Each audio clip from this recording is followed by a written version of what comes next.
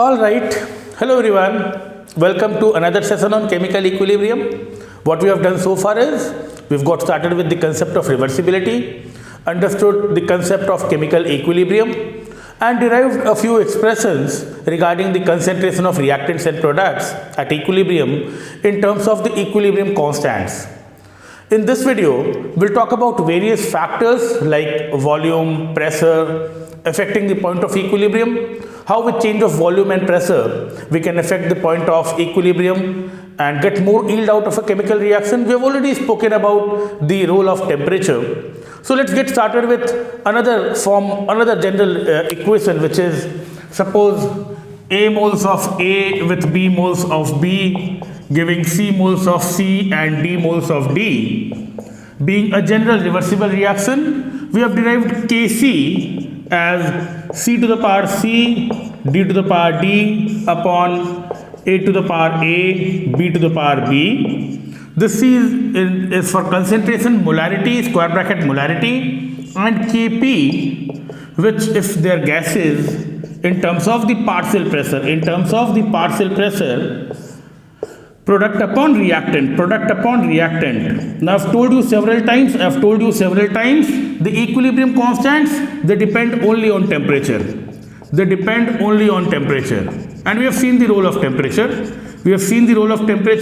How for exothermic temperature should be low, endothermic temperature should be high. So always keep in mind that the values of Kc and Kp will change only with temperature. Now changing the volume, pressure and other factors will only play around the point of equilibrium. The value of Kc and Kp will remain constant, they will not change. And for any reaction, if the value of Kc and Kp is high, this means the yield of the process is high. Right away the values of Kc and Kp will change only with temperature. Now in today's class we will learn some other factors which will affect the point of equilibrium and will be able to shift the equilibrium towards the right, towards the product, so that the yield is more. Certainly with the value of Kc and Kp kept constant. I also want to introduce a term called reaction quotient. There is a term called reaction quotient. Reaction quotient generally represented by Q. Reaction quotient would look very similar to Kc, with a difference that when you write it against reaction quotient, these are variable compositions, these are variable concentrations, variable or random concentrations. So this is when in a given problem, they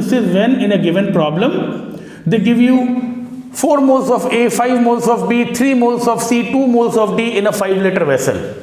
So these could be random concentrations at any point of time. An analogous expression for Kc is reaction quotient. Just in case Q is equal to Kc, you would say that the point of equilibrium has been arrived. I repeat, certainly when you write the same against Kc, these are equilibrium concentrations. At this temperature. So these are equilibrium concentrations which will remain constant with time for this reaction at this temperature.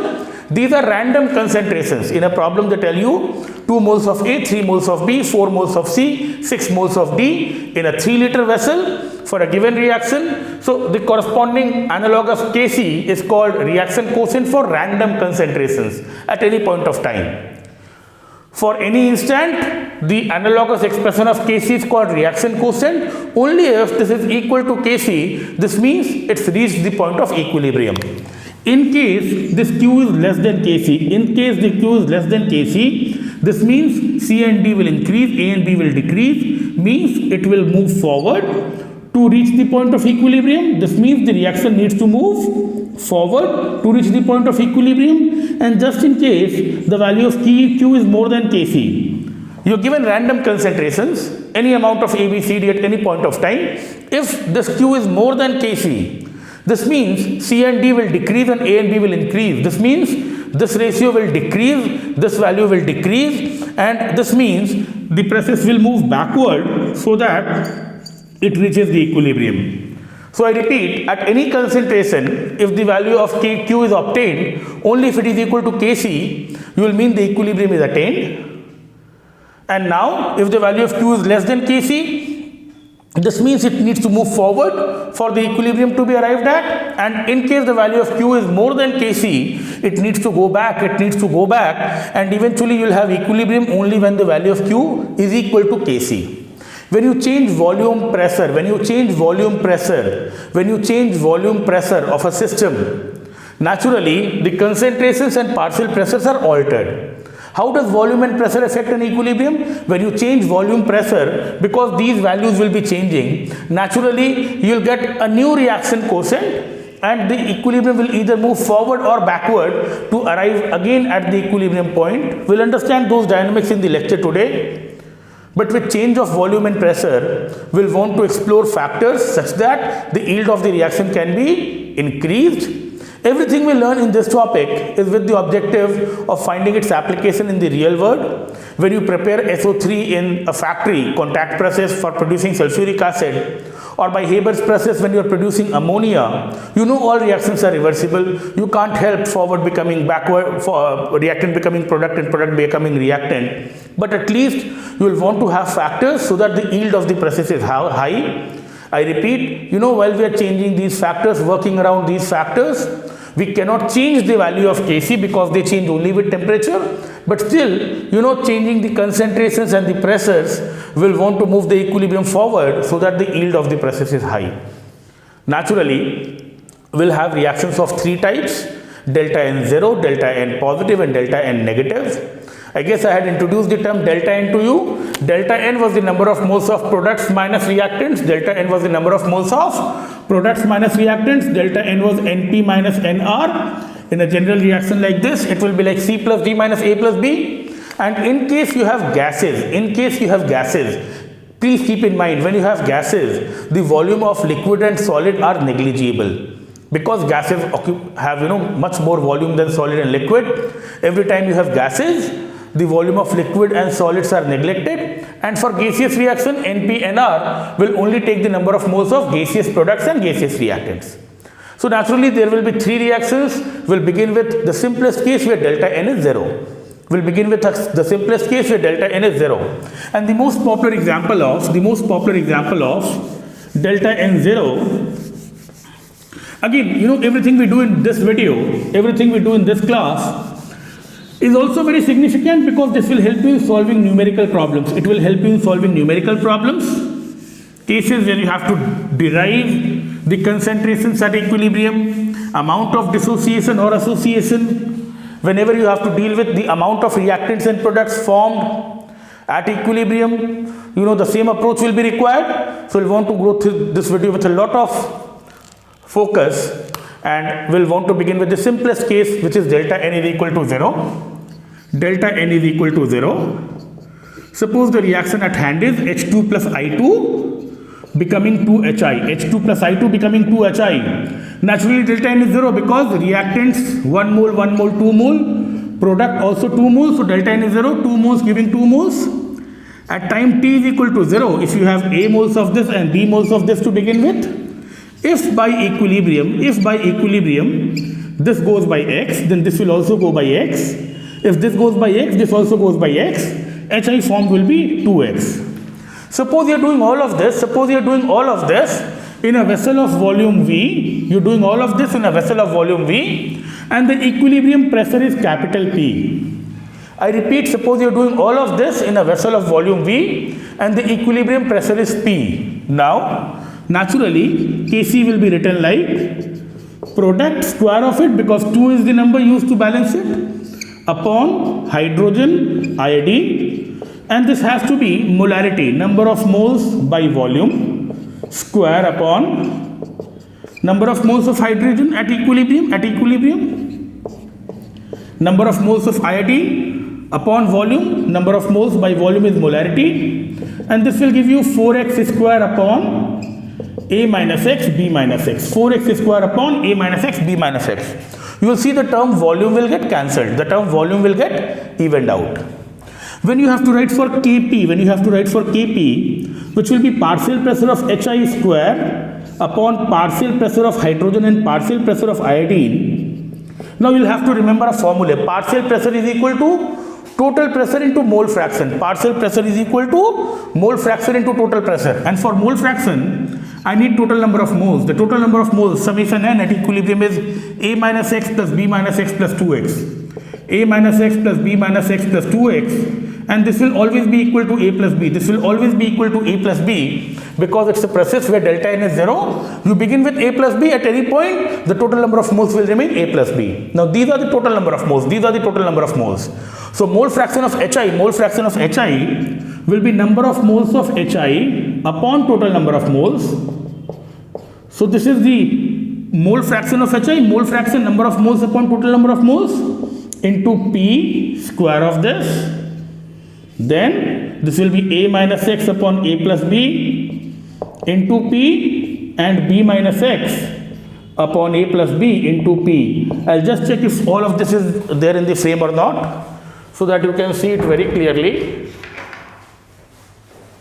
Now this looks all right.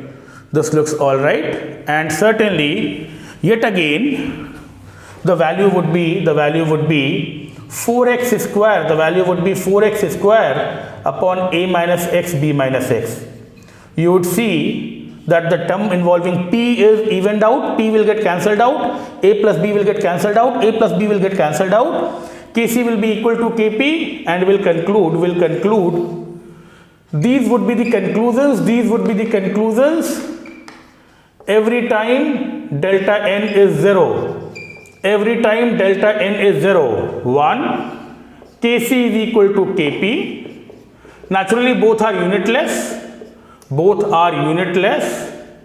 Kc is equal to Kp. Now, Kc is equal to Kp because the relationship was Kp is equal to Kc RT to the power delta n. So obviously when delta n is 0, you find Kc is equal to Kp, both will be unitless, and because V is cancelling here and P is cancelling here, because neither V nor P features in the expression of Kc or Kp respectively. Now this is important. Change in volume or pressure will have no effect. Change in volume or pressure will have no effect on equilibrium.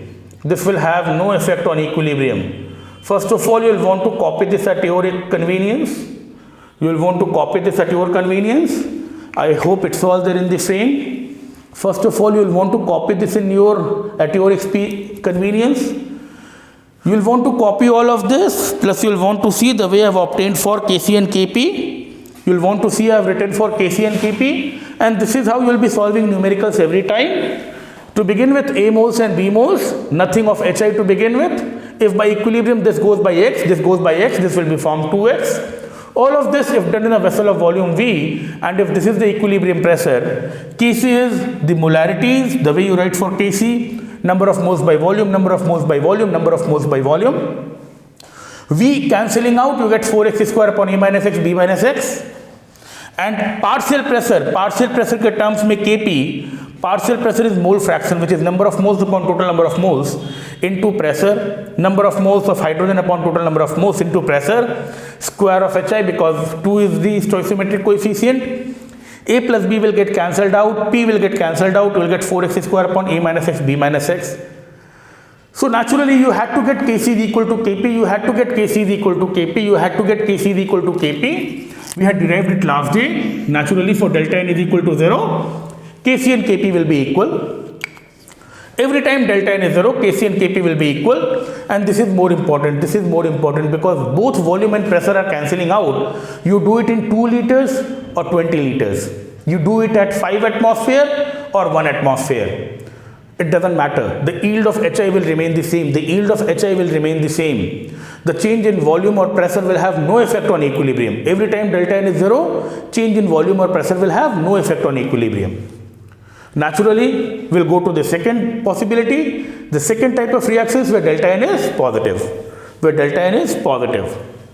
So we'll want to copy all of this at your convenience, and we'll take up the second case where delta n is positive.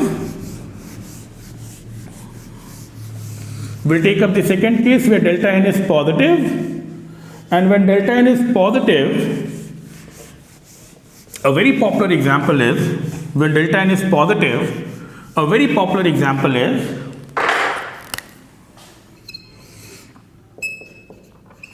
PCl5 becoming PCl3 plus chlorine. Naturally, 1 mole becoming 2 mole, 1 mole becoming 2 mole, 1 mole becoming 2 mole, the value of delta n is plus 1 here. Similar approach, time t is equal to 0, you have A moles of this. By equilibrium, if this goes by x, this will be formed x, this will be formed x. You're still doing all of this in a vessel of volume V. The equilibrium pressure is capital P, and the total number of moles will be required for Kp. Total number of moles at equilibrium, the total number of moles at equilibrium is A minus x plus x plus x. A minus x plus x plus x, which will be A plus x. Now if I go about finding Kc, now Kc is PCl3 Cl2 upon PCl5, which will be x by V upon A minus x by V. See, number of moles by volume, A minus x upon volume. And this time you see there will be a V left in the denominator. You will have a V left in the denominator. If you write for Kp, which is the partial pressure of PCl3, partial pressure of chlorine, and partial pressure of PCl5. Now this will be number of moles of PCl3, which is x, upon total number of moles, A plus x, into P, mole fraction into total pressure. Same for chlorine, and this is for PCl5, number of moles of PCl5 at equilibrium is A minus x upon A plus x into P, and this time you will get an expression like x square. You will have 1P left in the numerator and A plus x, A minus x. Naturally, 1 A plus x will get cancelled, A plus x, A minus x will be left here. So this time when you write for Kc and Kp, you get two different expressions. This time when you write for Kc and Kp, you get two different expressions with V in the denominator here and P in the numerator here. Now naturally, we can conclude not only for this reaction, but for every reaction where delta n is positive, for all reactions where delta n is positive, naturally Kc is not equal to Kp. This time Kc is not equal to Kp. Kc will be equal to Kp only if delta n is 0, so this is not equal to Kp. And this time you have volume and pressure involved.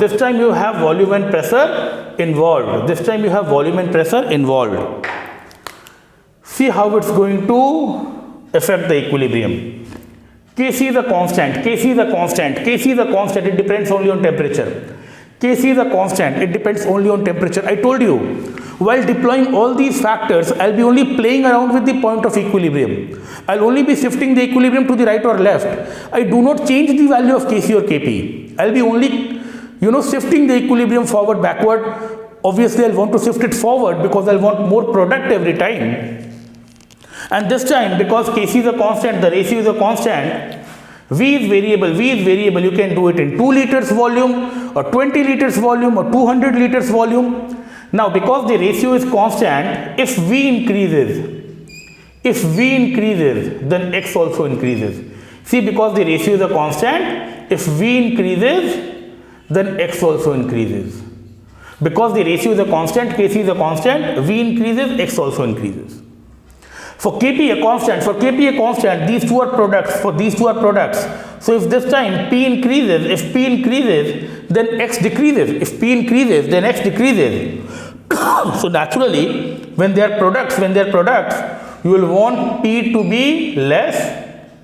When P decreases, then X increases. This is very basic mathematics. These are in form of a ratio. जब denominator बढ़ेगा तो numerator भी बढ़ेगा, ratio constant है, value constant है, v बढ़ेगा, x बढ़ेगा. यहाँ पे प्रोडक्ट का फॉर्म में P बढ़ाओगे x घटेगा, P बढ़ाओगे x घटेगा, x बढ़ाना है, इक्विलिब्रियम को और राइट में ले जाना है, PCl5 को और डिसोसिएट कराना है, x बढ़ाने के लिए P घटाना पड़ेगा. So this time what will be the role of volume and pressure? Increase in volume and or decrease in pressure, increase in volume and or decrease in pressure will shift the equilibrium, it will shift the equilibrium. There are different ways of writing it. Shift the equilibrium. You can write to the right,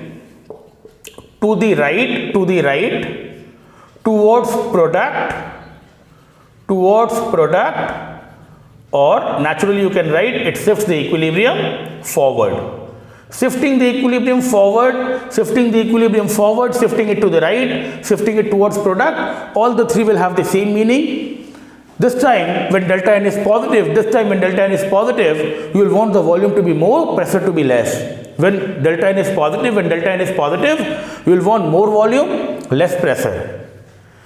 So from 2 liters, if you move it to a 4 liter system, from a 2 liter if you move it to a 4 liter vessel, this will dissociate more. From 5 atmosphere, if you do it at 2 atmosphere, volume बढ़ाओगे, pressure कम करोगे, there will be more yield, there will be more dissociation of PCl5, जहाँ पे delta n positive है, volume ज़्यादा रखने का, pressure कम रखने का. But you know, throughout I have been telling you, you are only shifting the point of equilibrium. The values of Kc, Kp doesn't change, they change only with temperature. Please keep this in mind. You are only shifting the point of equilibrium, the values of Kc, Kp do not change. So this time when delta n is positive, volume ज़्यादा रखना है, pressure कम रखना है. इसका भी practical limitation है. From 2 liter you can go to 5 liters, 10 liters. It's not like you can increase the volume infinitely. So all of it will never get 100% dissociated. That's the rule of equilibrium. And now we'll come to the third type of reactions where delta n is negative. And naturally the most popular example of delta n negative, you will want to copy again all of this at your convenience. The most popular example of delta n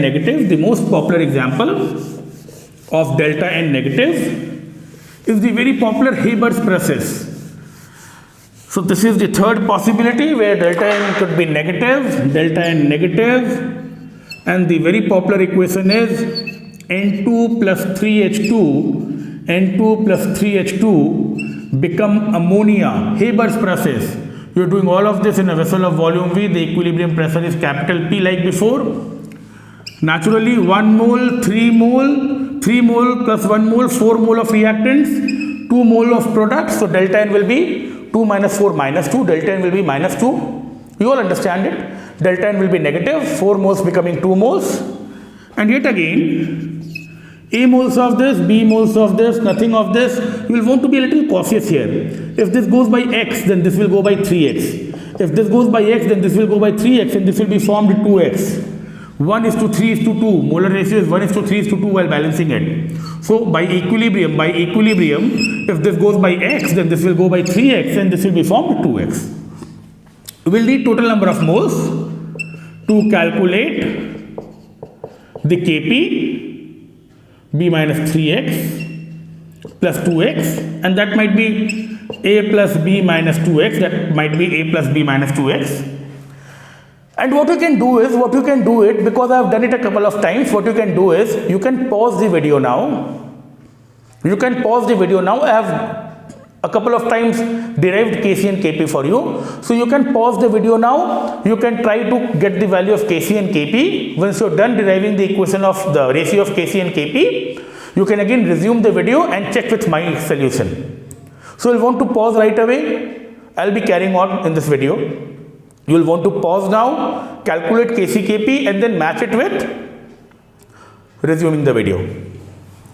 So Kc now is naturally ammonia square upon N2 and hydrogen cube. See, hydrogen cube, because the stoichiometric coefficient is 3, which can be written like 2x upon V square of this upon A minus x upon V b minus 3x upon v and cube of this, and this time you'll get something like 4x square upon 4x square upon a minus x b minus 3x whole cube, and you will get a v square in the numerator. You will get a v square in the numerator. You will want to check for it. You will want to check for it. You will get a v square in the numerator. For Kp yet again, I'll want to write partial pressure of ammonia square upon partial pressure of nitrogen, partial pressure of hydrogen, cube of this. Now partial pressure is number of moles upon total number of moles. Number of moles upon total number of moles into P square of this. Then A minus x upon A plus B minus 2x into P and B minus 3x upon a plus b minus 2x into p and cube of this, and this will give you a 4x square upon a minus x b minus 3x ka whole cube, and you will get a p square in the numerator, you will get a p square in the denominator, you will get a p square in the denominator, and a plus b minus 2x ka square in the numerator. You will want to check for this. This is how you will get the expression for Kp. So now, once you have done it of your own and resumed the video, you will want to check this with the answer which you have got. I'm sure you would have done it perfectly all right. I'll tell you another way of getting Kp, which will include one step only instead of two steps you can directly get for Kp. I'll come to that. But before that, what do you conclude? Every time delta n is negative, yet again Kp is not equal to Kc, and this time x and P are in numerator and denominator respectively.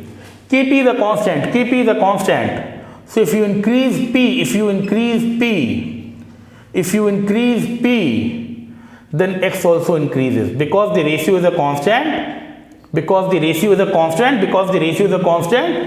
P is variable, pressure is variable. You can do it at 5 atmosphere or 2 atmosphere or 1 atmosphere. So if you increase pressure, x also increases, means more ammonia is formed. So you'll want to do it at higher pressure. And now Kc being a constant, these two in the product form, if V is increased, then x will decrease, because they are in the product form. Simple maths. If V is increased, x will decrease. So naturally you will want to keep V low. For x to be high. Naturally, every time delta n is negative, increase in pressure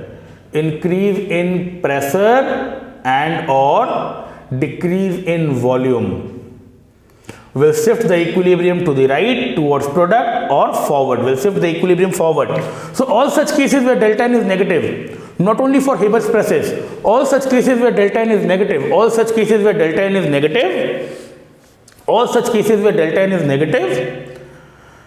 in this process, to get more ammonia, for a higher yield of ammonia, volume should be low, pressure should be high. In the previous case, delta n positive, volume ज़्यादा रखने का, pressure कम रखने का. यहाँ पर volume कम रखने का, pressure ज़्यादा रखने का. 5 atmosphere की जगह अगर 10 atmosphere पे करोगे, ज़्यादा अमोनिया बनेगा. yield बढ़ेगा, equilibrium right में shift होगा, x का value change होगा, पर Kc Kp change नहीं होगा. I told you, I'll tell you another way of getting Kp. I told you I'll give you another way of writing Kp. So another way of writing Kp is, suppose you want to do it in one step, you can write Kp like, you can take 2x ka square, you can take a minus x, b minus 3x ka whole cube, and then you can take pressure and total number of moles to the power delta n. Because you see that this is multiplied in all these steps. Total number of moles has to be divided and pressure has to be multiplied in all these steps. So this is another way of doing it.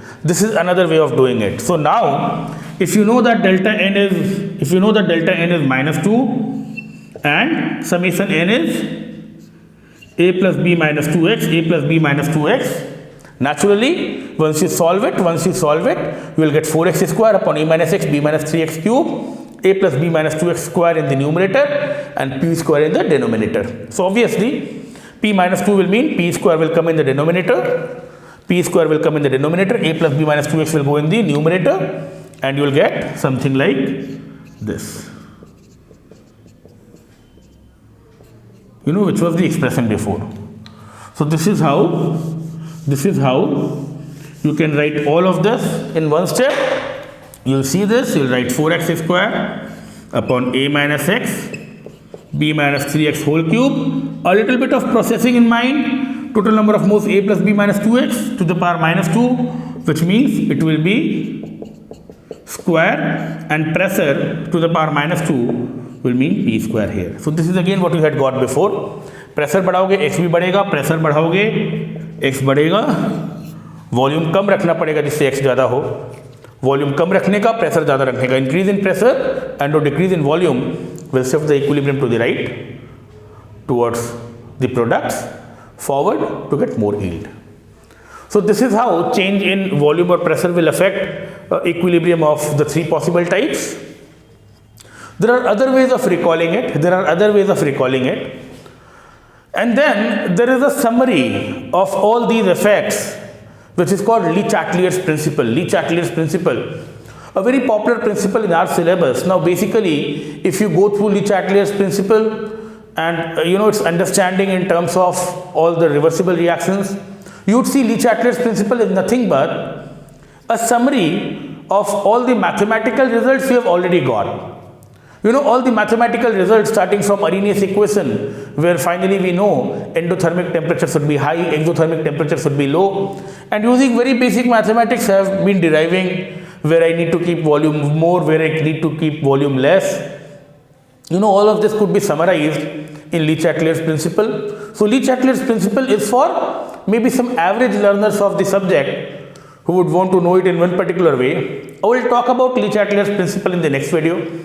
I'll also talk about another very important factor, which is addition of an inert gas. How addition of an inert gas will affect equilibrium. I'll also talk about that factor. But before we conclude, I would tell you one particular approach to things, which might not sound very textbookish, which might not sound, very school friendly or board friendly. You don't need to write it somewhere because that would put you in a very false situation. I'm not going to. I'm telling you something which is not very scientifically oriented. I repeat, you'll avoid writing it in your school exams, but it is an approach which can help you in general.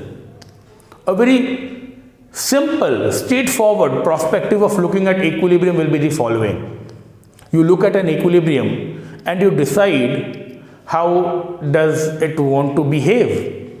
I'll want to impart a particular approach to you. You will want to listen carefully to the choice of words and the language I use. And I repeat, avoid writing it in any of your school exams or board exam. Do not write it anywhere. But this will help you. We've already seen that in an equilibrium like this and an equilibrium like this, delta N negative, volume कम रखने का, pressure ज़्यादा रखने का. और इसके पहले वाले केस में which was delta N positive, PCl5 becoming PCl3 plus Cl2, a case where delta N was positive. Here you will want volume high, pressure low. Naturally, it's written there. For this case, you will want volume low, pressure high. I'll tell you one approach which will work in all equilibrium, chemical equilibrium as well as physical equilibrium. Look at the process, see what it's trying to achieve and help the process. ठीक है, ये नामकरण भी मेरा ही दिया हुआ है, मैंने इसको नाम दिया है, this is an unwritten rule. Help the process will help you. Help the process will help you, but do not write it anywhere. Now what I mean by help the process will help you. 1 mole becoming 2 mole, 1 mole becoming 2 mole, every time delta N is positive. 1 mole becoming 2 mole, every time delta N is positive. 1 मोल से 2 मोल होगा, 2 मोल से 4 मोल होगा, 3 मोल से 5 मोल होगा, 4 मोल से 5 मोल होगा. Whenever it's delta N positive, 1 मोल से 2 मोल, 2 मोल से 3 मोल, 4 मोल. One approach could be it's trying to expand. See, it's trying to expand.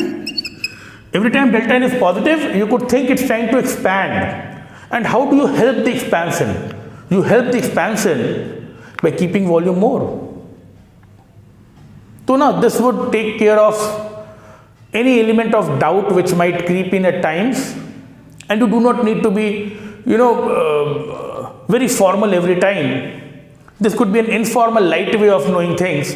ये इंक्रीज करना चाहता है, इसको इंक्रीज करने दो, इसको बड़ा होने दो. बड़ा होने में कैसे हेल्प करोगे? वॉल्यूम ज़्यादा रखो, प्रेशर कम रखो. यहाँ 4 मोल से 2 मोल हो रहा है, 4 मोल से 2 मोल हो रहा है, डेल्टा एन नेगेटिव है, 4 मोल से 2 मोल हो रहा है. ऐसा लगता है ना इट्स ट्राइंग टू कॉन्ट्रैक्ट. तो how will you help this contraction? How will you help this contraction? Pressure ज़्यादा रखो, वॉल्यूम कम रखो. How do you help this expansion? Volume ज़्यादा रखो, प्रेशर कम रखो. I told you this will help in all equilibrium. जहाँ पे delta N zero है वहाँ पे उतना ही नंबर ऑफ मोल्स रहता है, फर्क नहीं पड़ता है. तो there where delta N is zero, volume और pressure change will not affect the equilibrium. But where delta N is positive, it's trying to expand. Help in the expansion. Volume ज़्यादा रखो, प्रेशर कम रखो. जहाँ पे कॉन्ट्रैक्ट हो रहा है, help the contraction. Volume कम रखो, कॉन्ट्रैक्शन के लिए प्रेशर ज़्यादा रखो. ये ना बहुत एक इंटरेस्टिंग फैक्ट है. When water boils at 100 degree naturally at boiling point, water to steam, water to vapor, at 100 degree Celsius boiling point, it's a reversible process. At 100 degree water boils, steam also condenses. It's expansion, it's naturally expansion, it's trying to expand. तो अगर pressure बढ़ाते हैं तो boiling point भी बढ़ता है. जब pressure बढ़ाते हैं तो बॉइलिंग पॉइंट भी बढ़ता है, because you do not help the expansion. How do you help the expansion? By keeping the pressure low. And naturally, at higher altitudes, you know this before class 10, before class 11, atmospheric pressure कम होने से boiling point भी कम हो जाता है. Where the pressure is less than 1 atmosphere, water boils at temperature lower than 100 degree. और pressure cooker में pressure बढ़ा करके you make water reach a temperature more than 100. Pressure बढ़ाने से बॉइलिंग पॉइंट बढ़ता है. Pressure depends upon superincumbent pressure. You know this before class 11. It's trying to expand. Help in this expansion. Pressure कम रखो, boiling point कम जाएगा. Pressure बढ़ाओगे, you're not helping the process. Boiling point भी बढ़ जाएगा. Physical equilibrium में भी काम आता है. Another one is melting of ice. Now melting of ice is a little different in one manner, because 8 out of 10 people in the classroom give me the wrong answer. And had this been a real class, suppose I am asking you, when ice melts, what is the first thought in your mind? Ice melting, ice to water, is it expansion or contraction? Any day, ice to water is contraction, ice to liquid water is contraction. But I've seen maximum people, impulsively right away telling me, because solid to liquid is generally expansion.